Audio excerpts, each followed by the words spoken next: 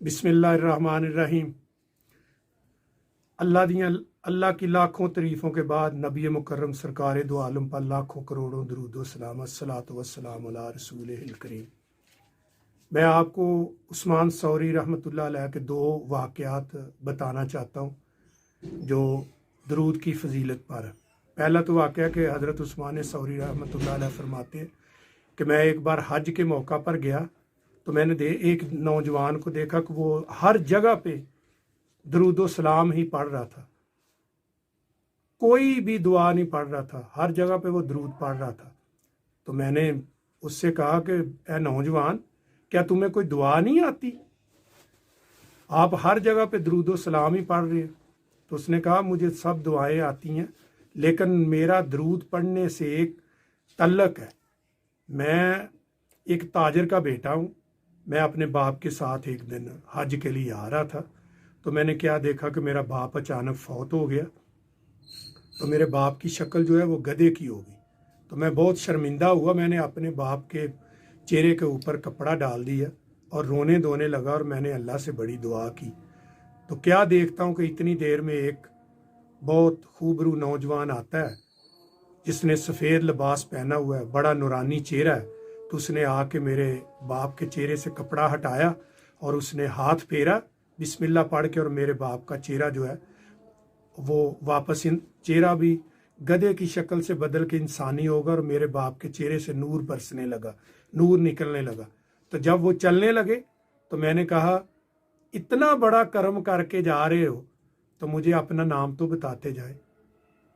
तो मैंने उनका कमीज़ पकड़ के जब ये बात कही तो उन्होंने कहा कि मैं नबी मोहम्मद हूँ। मैंने अपने रोज़े मुबारक के अंदर देखा कि अल्लाह पाक ने मुझे फरमाया कि फ़लाँ आदमी जो है वो फौत हो गया, उसकी शक्ल गधे की हो गई है। तो मैंने अल्लाह पाक से अर्ज़ की कि ऐ रब्बे ज़ुल जलाल, आखिरत में तो तूने उसकी बख्शिश करनी है, क्योंकि वो हर रोज़ 100 मरतबा दरूद पाक पढ़ के सोता है। क़यामत वाले दिन तूने रुसवा नहीं होने देना, तो इस दुनिया में मैं इसको रुसवा नहीं होने दूंगा अपने उम्मती को। लिहाजा मुझे जब कब्र में ख़बर मिली तो मैं फ़ौरन तशरीफ़ ले आया। तो उन्होंने नसीहत, जो बच्चा था उसने कहा, आका दो जब अभी जा रहे हो तो कोई मुझे नसीहत कर दे जिस पे मैं सारी ज़िंदगी अमल करूं। तो आका दो जहां सरकार दो आलम ने फरमाया कि हो सके तो जितना भी ज़्यादा से ज़्यादा आप दरूद पाक पढ़ सको दरूद पाक पढ़ो। तो मैं इसलिए कहीं भी जाता हूँ, कोई भी काम करता हूँ, तो मैं नबी मुकर्रम पे दरूद पाक पढ़ता हूँ, मैं कोई दुआ नहीं पढ़ता। ये भी उस्मान सौरी रहमतुल्लाह अलैह ने, जो कितने आलम, इमाम बुखारी, इमाम मुस्लिम, तिरमिज़ी वगैरह के उस्तादों में जिनका शुमार होता है। और दूसरा वाक़या उन्होंने लिखा कि ऐसे ही मैं एक जवान को देख रहा हूँ कि जो हर जगह पे नबी पाक सरकार पर दरूद सलाम पढ़ रहा है, कोई दूसरी दुआ नहीं मांग रहा। तो मैंने उससे भी ये बात कही, कोई अल्लाह के बंदे तुम्हें कोई दुआ नहीं आती, हर जगह मैंने आपको देखा कि आप सिर्फ दरूद सलाम पढ़ते हो। उसने कहा मुझे आती है, लेकिन मेरा तल्लक दरूद से एक ख़ास है। मैं एक बार अपनी माँ के साथ हज करने के लिए आया, तो उस वक़्त ये खाना काबा जो है, तीन जो है, इसके दोनों दरवाजे खुले होते थे लोग ज़ियारत के लिए। जो इसके अंदर जो चीज़ें पड़ी हैं हज़रत इब्राहीम अलैहिस्सलाम की, तो उनकी ज़ियारत के लिए लोग एक दरवाजे से दाखिल होते थे, दूसरे दरवाजे से निकलते थे। तो मैं जब एक दरवाजे से दाखिल हुआ तो बिल्कुल अंदर जब जाके मैंने देखा तो मेरी माँ फौरन गिर गई और उसका पेट फूल के कितना बड़ा होगा। तो मेरे दिल से बड़े दुख से आवाज़ निकली, क्या रब्बे जुल जलाल, हम तो आपके मेहमान हैं, तो मेहमानों के साथ आप ऐसे करते हो?